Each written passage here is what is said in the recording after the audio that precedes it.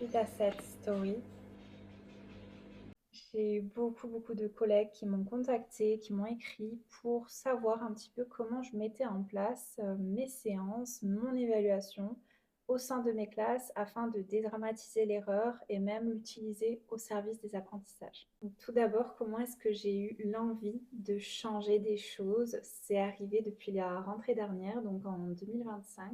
Je me suis posé la question, en fait, comment est-ce que moi je plaçais l'erreur dans ma pédagogie, dans mes apprentissages en classe?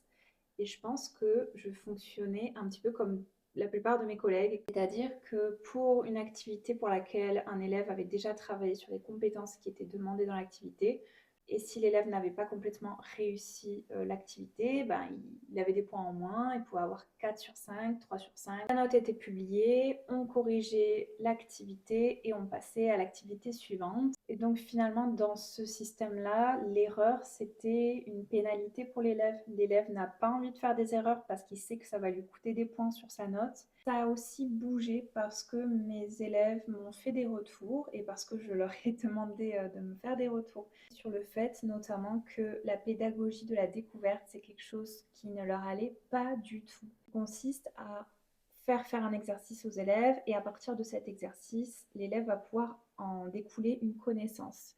Et donc le problème, ce que je ne me rendais pas compte, c'est que effectivement les élèves qui ont un petit niveau, qui sont en difficulté, ils rament complètement avec cette méthode parce que dès le début du TP ou dès le début de la séance, ils ne comprennent pas où est-ce qu'il faut aller, ou alors ils mettent beaucoup de temps à comprendre. Le temps qu'ils ont mis pour comprendre, bah, les autres ont déjà bien avancé. On fait la correction, c'est seulement là qu'ils comprennent où est-ce que je voulais en venir. Le problème avec cette méthode, c'était que ça creusait énormément les écarts entre les élèves qui comprennent très vite et ceux qui ont besoin d'un peu plus de temps pour comprendre. À la fin du chapitre, on fait le contrôle. Les élèves qui ont un niveau qui est bas vont avoir une note qui est pas top. On passe à la prochaine, au prochain chapitre, au prochain thème, sans se soucier finalement de s'ils ont vraiment compris cette thématique-là et sans leur donner ce temps qui leur serait nécessaire pour comprendre complètement ce chapitre. Et ces élèves se retrouvent débordés parce qu'en fait, ils se sentent en difficulté, ils se sentent submergés, ils ont l'impression de ne pas être capables. Donc bref, il y avait vraiment nécessité de faire quelque chose. Et en plus de ça, dernier constat, donc c'est tout simplement mes observations